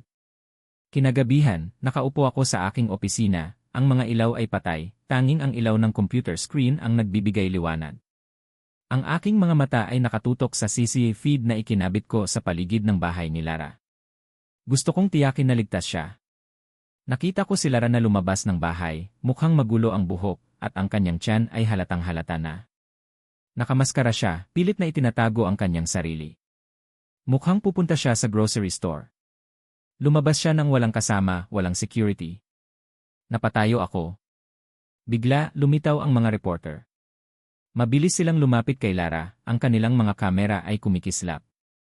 Miss Season, totoo po bang ginamit kayo ni Eve Alcantara para sa kanyang mga ilihim na operasyon? Ano po ang masasabi ninyo sa mga alegasyon laban sa inyong asawa? Nakita ko ang pagkabigla sa mukha ni Lara. Ang kanyang mga mata ay nanlaki. Nagtago siya sa likod ng kanyang mga kamay, pilit na lumayo sa mga reporter. Ang kanyang tiyan ay malaki na. Nakita ko ang isang reporter na halos mabangga siya. Pakiramdam ko ay bumabaon ang aking puso. Hindi ako makakilos. Hindi ako makakilos para tulungan siya. Nandoon ako, nakatingin lang sa screen, habang ang babaeng mahal ko at ang aking anak ay nasa gitna ng kaguluhan. Naramdaman ko ang matinding galit. Hindi ito matatapos dito. Kinaumagahan, nag-set up ako ng isang private meeting kina Fabian at Sofia sa isang neutral ground, isang mamahaling restaurant na kanilang madalas puntahan. Kailangan kong tapusin ito. Ngayon na. Nang makita ko silang dalawa magkasama, ang kanilang mga ngiti ay puno ng pagmamalaki. Tila nagtatamasa sila sa lahat ng gulo na kanilang idinulot. Gusto niyo ba ng laban? Tanong ko, ang aking tinig ay kalmado, ngunit ang aking mga mata ay nagliliyab sa galit. Well, nakuha niyo na. Pero hindi ako papayag na saktan niyo ang mga inosente. Inosente? Humalakhak si Fabian. Oh, Dante. Ikaw ang laging inosente. Ang laging mabait. Kaya naman kitang kontrolin. Ang lahat ng nangyari sa atin, Dante, gawa mo. Fabian, alam mo ang ginawa mo sa aming mga magulang, sigaw ko. Ang negosyo mo ay puno ng iligal na gawain. At ikaw, Sofia. Hinarap ko si Sofia, ang kanyang ngiti ay hindi nawala. Ginagamit mo ang lahat ng tao. Mula sa akin hanggang kay Lara. Maling impormasyon, Dante, sabi ni Sofia, umiinom ng kanyang alak. Ang lahat ng iyon ay ideya mo. Ginamit mo ang API para makakuha ng pera. At si Lara. Naku, she was just too desperate. Ako ang naglagay sa iyo sa api, Dante, pag-amin ni Fabian, ang kanyang mga mata ay naging seryoso. Hindi ko inakala na may makakakuha sa iyo. Ang plano ko ay gamitin ang api para sa money laundering at iba pang gawain. Ang kasal mo, ito ay isang bonus. Perpekto. Ikaw, nakaging tapat, ay isang kasal na peke. Sino ang magtatago ng pagdududa? Pero Lara. Lara ang kumuha sa akin, sagot ko. Ngumisi si Fabian. Hindi ako ang pumili sa iyo, Dante. Ang algorithm ng AP ang nagpili sa iyo para sa profile niya. At ang pagdating ni Lara sa buhay mo ay isang pagkakataon lang. Ang isang babaeng desperado sa anak at ang isang lalaking desperado na linisin ang pangalan ng kanyang pamilya. Napakuyom ang aking kamao. Ang sakit ay kumalat sa aking buong katawan. Sila ang nagtulak sa akin dito. Sila ang nagdulot ng lahat ng sakit na ito. Ang mahalaga, Dante, sabi ni Sofia, hindi mo na kayang labanan kami. Ang iyong reputasyon ay sira na. Ang iyong pamilya nagkakagulo. Ang iyong kasal isang biro. Ano pa ang natitira sa iyo? Bigla, tumunog ang aking telepono. Isang anonymous message. Binuksan ko ito. Isang video. Ang kamera ay nanginginig. Nakita ko si Lara. Naglalakad siya sa isang abalang kalsada, ang kanyang tiyan ay malaki na. Sa likod niya, isang itim na van ang tahimik na sumusunod. Ang kanyang likod ay nakaharap sa akin. Naramdaman ko ang paglamig ng aking dugo. Ito ay isang babala. Isang banta. Ang aking mga mata ay nanlaki. Ang aking hinala ay naging katotohanan. Hindi lang ang aking reputasyon ang kanilang sisirain. Sisirain din nila ang buhay ni Lara. Nanghina ang aking mga tuhod sa mga salita ni Fabian. Ang kanyang ngiti, ang kanyang boses, ay tila lason na kumalat sa aking buong pagkatao. Gulong-gulo ka, di ba, Lara? Huwag kang mag-alala, may lunas dyan. At sa kanyang mga mata, nakita ko ang isang bagay na mas malalim kaysa sa simpleng pagbabanta. Isang madilim na plano na kasama ako. Pilit akong tumakbo, hindi pinapansin ang pagkabog ng aking puso at ang bigat ng aking tiyan. Ang sakit ng pagtataksil ay sariwa pa. Ang pagkadismaya ni Lola Remy ay bumabalik sa aking isip. Hindi ko alam kung saan ako pupunta, basta't lumayo lang ako sa lahat ng gulo. Kinabukasan, maaga pa, nagpasya akong magpatingin sa doktor ng mag-isa. Ayaw kong may kasama. Kailangan ko ng katahimikan. Ang klinika ay tahimik pa. Habang naglalakad ako pabalik mula sa opisina ng doktor, hawak ang pinakabagong ultrasound print, naramdaman ko ang kakaibang kaba. Ang aming sanggol ay malusog. Ang ideya na magkakaroon ako ng sariling anak ay ang tanging nagbibigay sa akin ng lakas ngayon. Naglalakad ako sa isang abalang kalye, pilit na binabaliwala ang mga tingin ng mga tao na tila may alam sa mga balita tungkol sa akin. Ang mga headline tungkol kay Dante at sa akin ay nakalatag sa mga dyaryo at telebisyon. Pakiramdam ko ay hubad ako sa harap ng lahat. Bigla, naramdaman ko ang isang matinding tulak mula sa likod. Napasigaw ako. Nawalan ako ng balanse. Ang aking tiyan ay tumama sa isang matigas na bagay, isang posteng metal. Naramdaman ko ang matalim na kirot. Kasabay nito, may dalawang lalaki ang mabilis na humarang sa aking dadaanan. Ang kanilang mga mukha ay nakatakip, ngunit ang kanilang mga mata ay puno ng pagbabanta. Sabi nila, wag daw magmatigas, sabi ng isa, ang boses ay magaspang. Sumama ka na lang sa amin. Nanginginig ako sa takot. Hindi ito aksidente. Ito ay sinasadya. Ito ay gawa ni Fabian at Sofia. Ang aking anak. Huwag. Buntis ako, sigaw ko, pilit na nagpupumiglas. Ang isa sa kanila ay hahawakan sana ako ng bigla, isang anino ang humarang sa pagitan namin. Si Dante. Lumitaw siya na parang isang hangin, mabilis at matalim. Agad niyang tinulak ang dalawang lalaki. Nagulantang sila, hindi inaasahan ang kanyang biglaang pagdating. Sinimulan ni Dante na suntukin ang mga lalaki. Malakas at mabilis ang kanyang mga galaw. Ang mga lalaki ay nagulat, hindi niya inakala na lalaban si Dante. Ilang sandali lang, natumba ang dalawang lalaki. Bumaling si Dante sa akin, ang kanyang mukha ay puno ng pag-aalala. Lara, ayos ka lang ba? Lumapit siya sa akin, pilit na hawakan ako. Huwag, sigaw ko. Ang takot ay hindi nawala. Ang kanyang pagdating ay nagligtas sa akin, ngunit ang katotohanan na siya ang dahilan ng lahat ng gulo ay mas matindi. Ang sakit sa aking tiyan ay lumalala. Binuhat niya ako at nagmadaling dinala sa pinakamalapit na ospital. Ang kanyang mga mata ay nanatiling nakatutok sa akin, puno ng pangamba. Sa sandaling iyon, nararamdaman ko ang isang kakaibang emosyon, pasasalamat, ngunit kasabay nito, isang matinding galit at takot. Ang takot na ito ay nagtulak sa akin na gumawa ng isang desisyon. Sa ospital, matapos ang masusing pagsusuri, nilapitan ako ng doktor, ang kanyang mukha ay may bahid ng pag-aalala. Elrea Alcantara, ligtas po kayo at ang inyong anak. Salamat sa Diyos. Ngunit kailangan po ninyong magpahinga ng lubusan. Mayroon kayong panganib ng premature labor. Nakahinga ako ng maluwag, ngunit agad itong napalitan ng panibagong alalahanin. Dumating si Lola Remy, ang kanyang mukha ay maputla, ang kanyang mga mata ay namamaga dahil sa pag-iyak. Pagkakita niya sa akin, lumapit siya at niyakap ako ng mahigpit. Anak ko, ayos ka lang ba? Ang apo ko, ayos ba siya? Ayos lang po kami, Lola, mahina kong sabi. Tinignan ni Lola Remy si Dante na nakatayo sa isang sulok, ang kanyang mukha ay seryoso. Dante Alcantara, sigaw niya, ang kanyang boses ay nanginginig. Tingnan mo ang ginawa mo sa apo ko. Ang kasal na ito, ang lahat ng gulo na ito. Dumating ka lang sa buhay ni Lara, sinira mo ang lahat ng kapayapaan niya. Ikaw ang sumpa. Ang sumpa sa pamilya namin. Lola Remy, hindi po ganoon, simula ni Dante, ngunit pinutol siya ni Lola Remy. Lumayo ka, Dante. Hinding-hindi ko nahahayaan na saktan mo pa ang apo ko. Ang apo ko at ang kanyang anak, hindi sila magiging ligtas kapag kasama ka. Ikaw ang nagdala ng lahat ng panganib na ito sa buhay namin. Ang mga salita ni Lola Remy ay umalingaw-ngaw sa aking isip. Ang katotohanan ay masakit. Hindi ako magiging ligtas. Hindi magiging ligtas ang anak ko kapag kasama si Dante. Habang tinitingnan ko ang larawan ng ultrasound sa aking kamay, ang maliit na figura ng aking anak ay nagbigay sa akin ng lakas.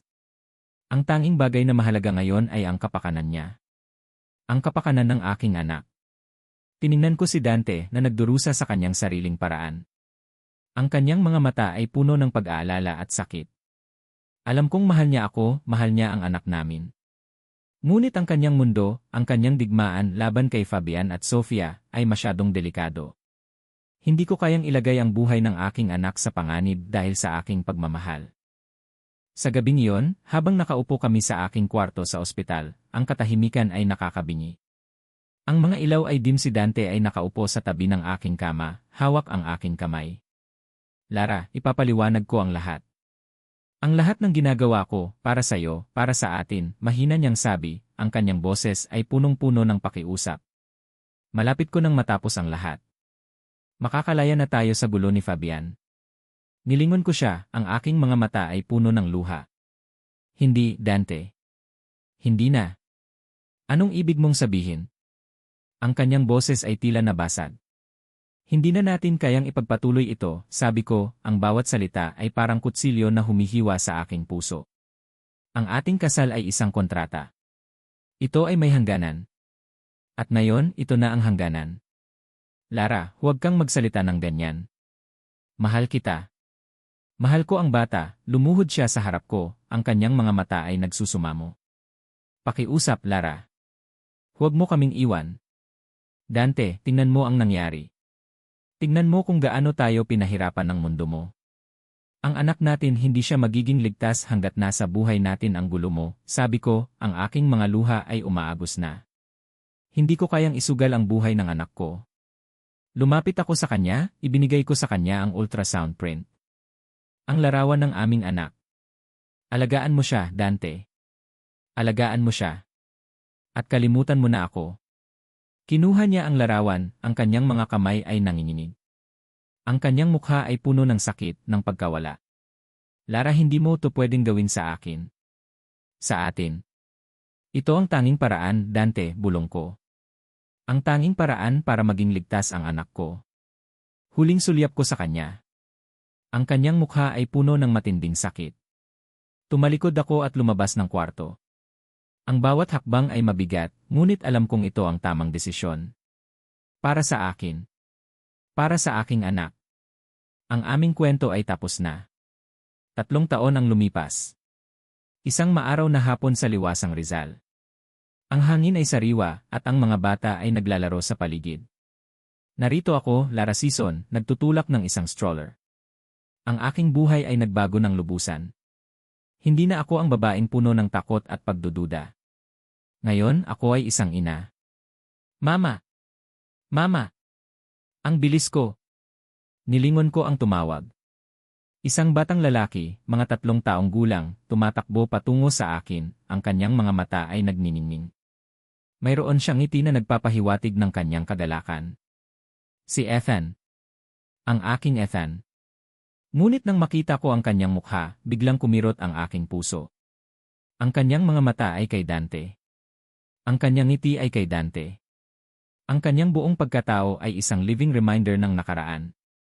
Yumuko ako at niyakap siya.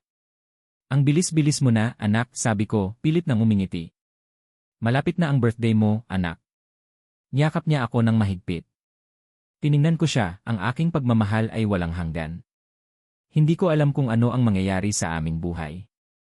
Ngunit alam kong, darating ang panahon, ang nakaraan ay babalik at kakatok sa aming pinto. 3 taon. 3 taon na ang lumipas mula nang huli kong nakita si Dante. 3 taon na akong nabuhay ng mag-isa, kasama ang aking anak, na si Ethan. Ang buhay ko ay nagbago ng lubusan. Wala na ang takot na laging bumabalot sa aking puso. Pinalitan ito ng pagmamahal at pag-aalaga para kay Ethan, na siyang nagbibigay sa akin ng lakas sa bawat araw. Kinaumagahan, tulad ng dati, maaga akong nagising. Tahimik akong bumangon mula sa kama, pilit na hindi magising si Ethan na mahimbing na natutulog sa kanyang maliit na kama. Bumaba ako sa kusina at nagsimulang maghanda ng almusal. Simple lang ang aming buhay ngayon. Nagtatrabaho ako bilang isang graphic designer, freelancing, upang may flexibility sa pag-aalaga kay Ethan. Sa kabila ng lahat ng pinagdaanan ko, natuto akong maging independent, na kayang tumayo sa sarili kong mga paa. Nang magising si Ethan, sinalubong niya ako ng isang malaking yakap. Mama! Gusto ko pancake, sigaw niya, ang kanyang mga mata ay nagniningning. Sige, Ethan, sagot ko, hinahalikan ang kanyang noo. Pancake para sa aking matalinong anak. Ang mga araw namin ay puno ng tawanan, paglalaro, at pag-aaral. Si Ethan ang aking mundo. Sa tuwing nakikita ko ang kanyang ngiti, ang kanyang mga mata na naglalabas ng kakaibang kislap, nakikita ko ang bahagi ni Dante sa kanya. Ang alaala ni Dante ay hindi nawala. Ngunit natuto akong tanggapin ito, hindi bilang isang pasakit, kundi bilang bahagi ng aking nakaraan na humubog sa akin ngayon. Isang hapon, mainit ang sikat ng araw sa parke. Hinayaan ko si Ethan na maglaro sa sandbox habang ako ay umupo sa isang bench, nagbabasa ng libro. Ang simoy ng hangin ay presko, at ang tawanan ng mga bata ay nakakatuwa. Pakiramdam ko ay payapa ako.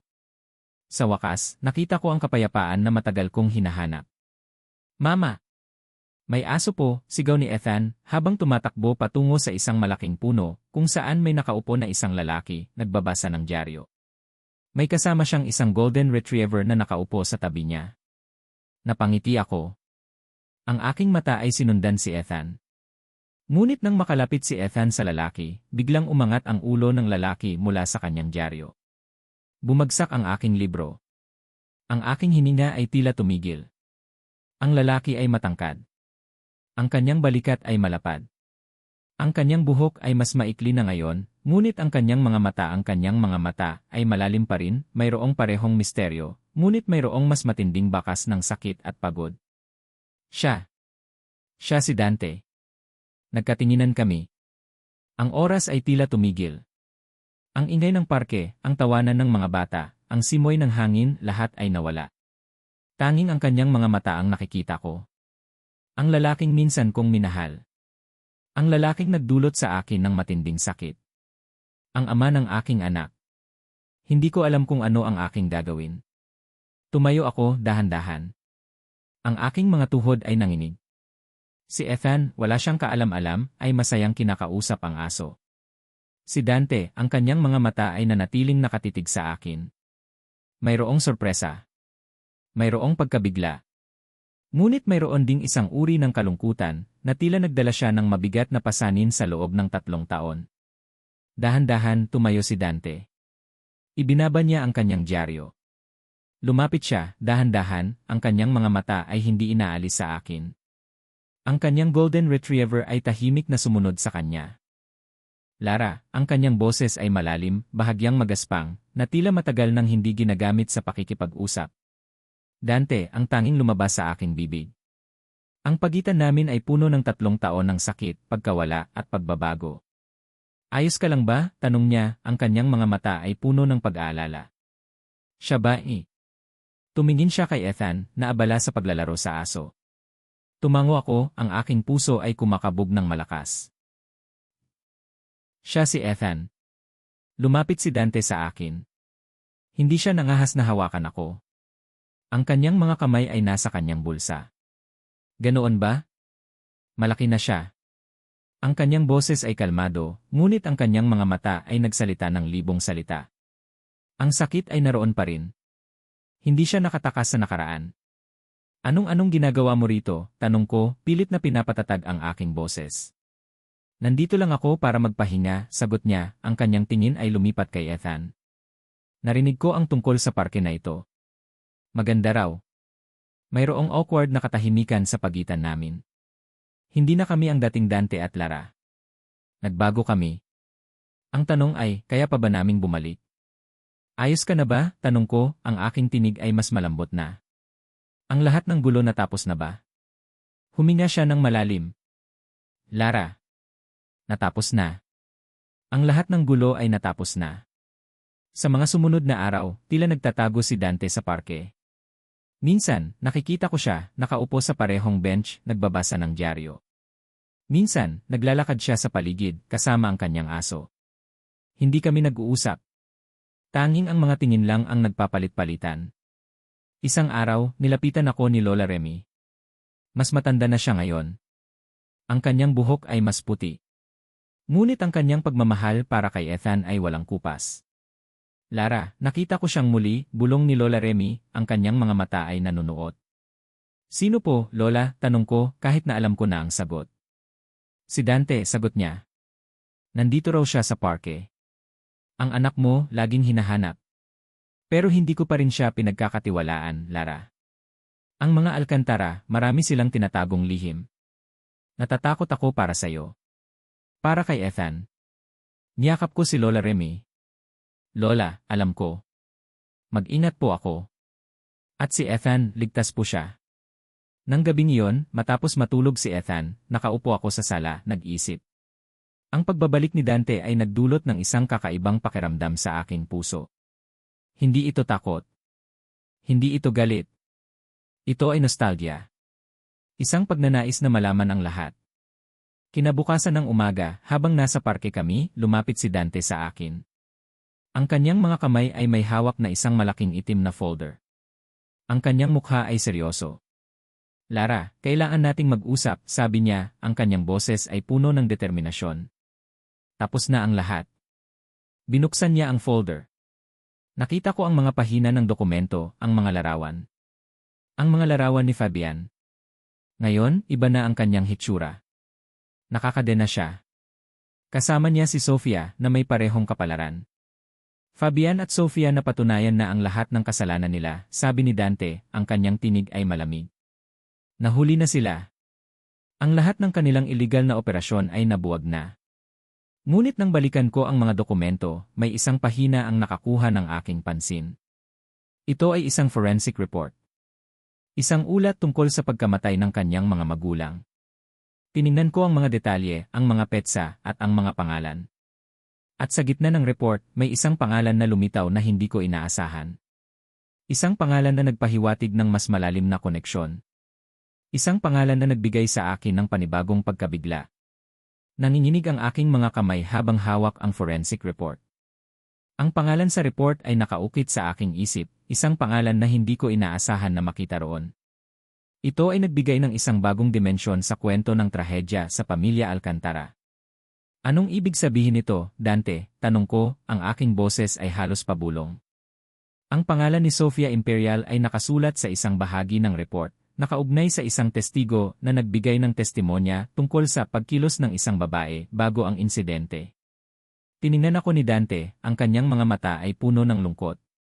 Kailangan nating mag-usap, Lara. Lahat. Walang itatago. Dinala niya ako sa isang tahimik na sulok ng parke, malayo sa mga naglalaro na bata at sa mga mata ng publiko. Umupo kami sa isang bench at nagsimula siyang magkwento. Ang bawat salita niya ay tila isang bukas na sugat, puno ng sakit at pagtataksil.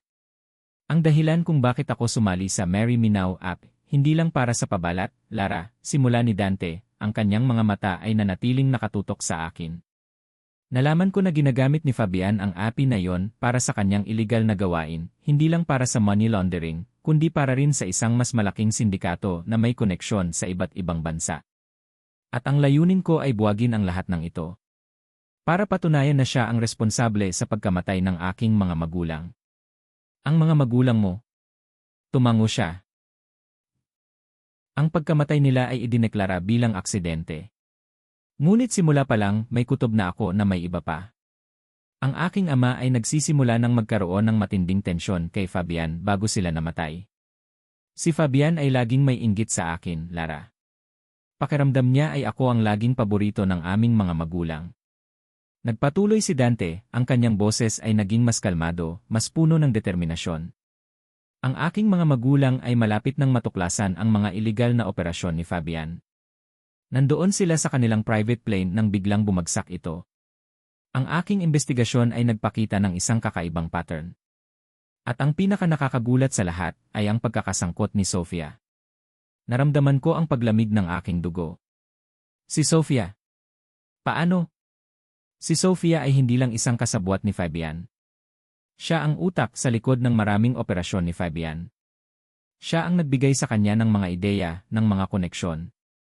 At siya ang nagplano ng lahat, sabi ni Dante, ang kanyang boses ay puno ng pait. Ang Marry Me Now app. Ideya niya. Ang paggamit sa mga taong desperado. Ideya niya. Ang paggamit sa akin. Ideya niya. Siya ang naglagay ng aking profile sa API. Ang plano niya ay gagamitin niya ako para sa isang mas malaking operasyon. Kung sakaling hindi ako mapipili, magiging bahagi pa rin ako ng kanyang plano. Pero ikaw, Lara, ikaw ang pumili sa akin. At iyon ang hindi niya inaasahan. So ako ang naging saklay mo. Ang naging cover mo, tanong ko, ang sakit ay bumalik sa aking puso. Tumingin siya sa akin, ang kanyang mga mata ay nagsusumamo. Hindi, Lara. Sa una, ito ay isang kontrata. Pero nang makilala kita, nang lumaki ang bata sa iyong sinapupunan, nagbago ang lahat. Natuto akong mahalin ka. Natuto akong magmahal ulit. Hindi ko inasahan. Niyakap ko ang aking sarili, pilit na pinipigilan ang luha. Ang mga salita niya ay bumabaon sa aking puso. Ang sakit, ang galit, ang pagkalito, lahat ay halo-halo. Ang alam ko, Lara, nung araw na sinabi ko na kailangan mo akong iwan, hindi ko alam kung ano ang gagawin ko, patuloy ni Dante. Hindi ko alam kung paano ako magpapatuloy. Pero sa kabila ng lahat, alam kong kailangan kong tapusin ang laban na ito. Para sa ating anak. Para sa atin. Pinag-aralan ko ang kanyang mukha. Ang kanyang mga mata ay puno ng sinseridad. Sa kabila ng lahat ng sakit, naramdaman ko ang isang bahagyang init sa aking puso. Nagsimula akong maunawaan. Nagsimula akong magpatawad. Ang iyong mga magulang talagang ginawa nila yon, tanong ko. Tumango siya. May mga testigo. May mga ebidensya. Ang lahat ng nakita mo sa aking laptop, ito ay ang mga patunay na kinolekta ko sa loob ng 3 taon. Hindi ito naging madali. Halos ikamatay ko. Pero sa wakas, nagawa ko na. Sa sandaling iyon, ang aking puso ay lumambot. Niyakap ko siya. Isang mahabang yakap. Ang yakap na naglalaman ng 3 taon ng pag-iyak, pag-aalala, at pangungulila. Patawarin mo ako, Dante, bulong ko. Patawarin mo ako sa lahat. Sa pagdududa ko. Sa pag-iwan ko sa'yo. Hinalikan niya ang aking buhok. Wala kang kasalanan, Lara. Ako ang naglihim. Ako ang nagdala ng lahat ng gulo sa buhay mo. Ako ang humingi ng tawad. Ang pagpapatawad ay hindi madali. Ngunit sa sandaling iyon, naramdaman ko na parang nabunutan ako ng tinik. Ang lahat ng sakit, ang lahat ng galit ay unti-unting nawala. Nang sumunod na araw, pumunta kami sa korte. Ang kaso ni Fabian at Sofia ay naging headline sa buong bansa. Nandoon ako kasama si Dante nagbibigay ng testimonya. Ang lahat ng kanilang kasalanan ay inilantad sa publiko. Ang kanilang iligal na operasyon, ang kanilang pagtataksil, at ang kanilang pagkakasangkot sa pagkamatay ng mga magulang ni Dante. Ang korte ay puno ng mga tao. Ang mga reporter ay abala sa pagkuha ng mga larawan. Si Fabian at Sofia ay nakaupo sa tabi ng kanilang mga abogado, ang kanilang mga mukha ay puno ng galit at pagkabigla. Hindi nila inakala na matutuloy ang lahat ng ito. Nang tawagin si Dante sa stand, nagpatuloy siya sa pagbibigay ng testimonya, ang kanyang boses ay matatag at malinaw. Ang bawat salita niya ay may bigat. Ang lahat ng ebidensya ay nakalatag sa mesa. Walang makakataka sa katotohanan. Nang ilabas ang hatol, nagulantang ang lahat. Si Fabian at Sofia ay nakasuhan ng iba't ibang krimen, mula sa money laundering hanggang sa conspiracy to commit murder.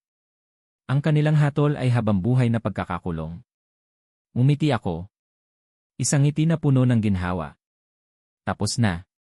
Ang lahat ng gulo ay tapos na. Nang lumabas kami ng korte, napansin ko ang isang bagay. Ang mga reporter ay hindi na tumututok sa amin. Ang mga tao ay hindi na kami tinitingnan ng may pagdududa. Mayroon silang respeto sa amin. Dahil nagawa namin ang tama. Hinarap ako ni Dante.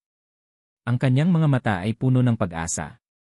Lumuhod siya sa harap ko, hindi para humingi ng tawad, kundi para sa isang bagong simula. Lara, hindi ito para sa kontrata, o para sa sinuman, sabi niya, ang kanyang boses ay nanginginig. Ito ay para sa iyo, para sa atin, at para sa buong pamilya na alam kong kaya nating itayo. Kinuha niya ang isang maliit na kahon mula sa kanyang bulsa. Binuksan niya ito. Isang simpleng singsing na may malaking brilyante. Ang kanyang mga mata ay puno ng pagmamahal. Nilingon ko si Ethan, na nakatayo sa tabi ko, ang kanyang mga mata ay malaki dahil sa pagtataka. Pagkatapos, tumingin ako pabalik kay Dante. Ang kanyang mga mata ay nagpapakita ng lahat ng sakit na pinagdaanan niya, at ang lahat ng pagmamahal na naramdaman niya para sa akin. Nakatitig ako sa singsing sa kahon. Ang brilyante ay kumikinang sa sikat ng araw, ngunit mas nagniningning ang pag-asa sa mga mata ni Dante. Sa tabi ko, si Ethan ay nakatayo, ang kanyang mga mata ay nagtataka, naghihintay ng aking sagot. Ang mundo ay tila huminto. Ang nakaraan, ang sakit, ang pagdududa, lahat ay nawala. Tanging ang kasalukuyan ang nararamdaman ko. Opo, Dante, ang tanging lumabas sa aking bibig, ang aking boses ay nanginginig sa dami ng emosyon. Opo, papakasalan kita. Ang ngiti ni Dante ay naging mas malawak, mas totoo kaysa sa kailanman. Binuhat niya ako at hinalikan, hindi alintana ang mga taong nakatingin sa amin. Narinig ko ang mahinang palakpak ni Ethan. Ang kanyang yakap ay matatag, puno ng pangako. Sa sandaling iyon, alam kong ito ang tamang desisyon. Hindi dahil sa obligasyon, hindi dahil sa apelyido, kundi dahil sa pag-ibig. Ang unang hakbang matapos ang aming pagbabalikan ay ang makipag-usap kay Lola Remy. Ito ang pinakamahirap. Alam kong nag-aalala siya at ang kanyang mga pangamba ay may basehan. Dinala namin si Ethan sa kanya. Nakaupo si Lola Remy sa kanyang rocking chair, mahina na ngayon, ngunit ang kanyang mga mata ay matatalim pa rin. Lola, sabi ko, lumuhod sa harap niya, sinasabi na po sa inyo ni Dante ang lahat. Ang lahat ng pinagdaanan namin. At ang lahat ng kasinungalingan ni Fabian at Sofia ay nalantad na. Tinignan ni Lola Remy si Dante, ang kanyang tingin ay matagal at nanunuot. Hindi pa rin siya lubos na nagtitiwala. Kaya mo bang panindigan ang pangako mo, Dante? Kayanin mo bang ipagtanggol ang aking apo sa tuhod, laban sa lahat ng gulo sa inyong mundo? Lumuhod si Dante sa harap ni Lola Remy, ang kanyang boses ay puno ng sinseridad. Lola Remy, hindi ko na po hahayaang masaktan si Lara. Ang lahat ng nangyari, gagamitin ko po bilang aral. Ang pagmamahal ko po kay Lara at sa aming anak ay totoo. Wala na po akong ibang hihilingin kundi ang inyong basbas para sa aming pag-iisang dibdib. Niyakap ni Ethan si Lola Remy na tila alam niyang kailangan niya ito. Nakita ko ang paglambot ng mukha ni Lola Remy. Ang kanyang mga mata ay lumuha. Sa wakas, bulong ni Lola Remy, ang kanyang boses ay nanginginig. Sa wakas, nakita ko rin ang tunay na pag-ibig sa inyong mga mata. Ikaw, Lara, lumaki ka ng napakatatag na babae. Hindi ako nagkamali sa'yo. At ikaw, Dante, sana ay hindi ka na maglilihim. Ang pamilya, hindi lamang tungkol sa dugo, kundi sa pagtitiwala at pagmamahal. Hinalikan niya ang ulo ko at ni Dante. Basbas ko ay nasa inyo. Sana ay maging masaya kayo.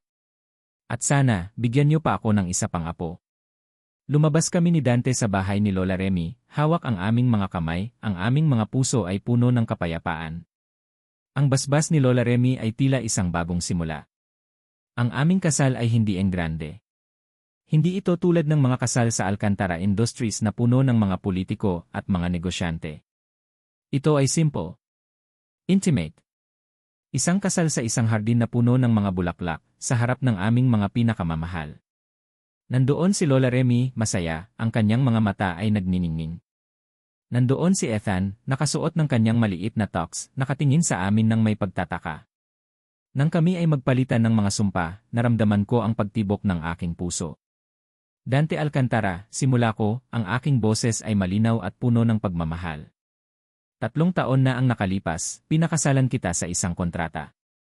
Isang kasunduan. Isang pagpapanggap. Ngunit ang paglalakbay na yon, ang lahat ng sakit at pagdududa, ang lahat ng pagkawala, ay nagturo sa akin ng tunay na kahulugan ng pag-ibig. Ngayon, sa harap ng Diyos at ng ating mga mahal sa buhay, pinakasalan kita ng buong puso. Pinili kita, hindi dahil sa pangangailangan, kundi dahil sa pagmamahal. Ikaw ang aking kanlungan, ang aking lakas, ang ama ng aking anak. Pangako ko na mamahalin kita, uunawain, at magtitiwala sa iyo sa bawat araw ng ating buhay. Sa hirap at ginhawa. Sa sakit at saya. Ikaw at ako habang buhay. Tiningnan ako ni Dante, ang kanyang mga mata ay puno ng luha. Lara Season, simula niya, ang kanyang boses ay nanginginig. Hindi ko inakala na muli akong makakaramdam ng pag-ibig. Ang aking mundo ay puno ng dilim, ng paghihiganti, ng mga lihim. Ngunit ikaw, Lara, ikaw ang nagdala ng liwanag. Hindi ako karapat-dapat sa iyong pagmamahal, ngunit pangako ko na alagaan kita, at ang ating anak. Pangako ko na hindi na ako maglilihim. Ang lahat ng ginagawa ko, para sa iyo, para sa ating pamilya. Ikaw ang aking pag-asa, ang aking kaligayahan. Pangako ko na magiging tapat ako hanggang sa huling hininga ko. Mahal na mahal kita, Lara. Hinalikan niya ako, at sa halik na yon, naramdaman ko ang lahat ng pag-asa, lahat ng pagmamahal, at lahat ng kapayapaan. Ang aming kasal ay hindi isang pagtatapos, kundi isang bagong simula. 5 taon ang lumipas. Ang bahay namin ay puno ng tawanan at ingay. Si Ethan, ngayon ay 8 taong gulang na, ay abala sa paglalaro ng video games sa sala. Lumaki siya na matalino, masayahin, at may malaking puso.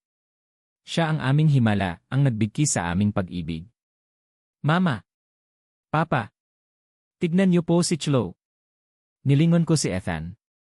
Nasa likod niya, gumagapang sa sahig, ang aming bunsong anak, si Chloe.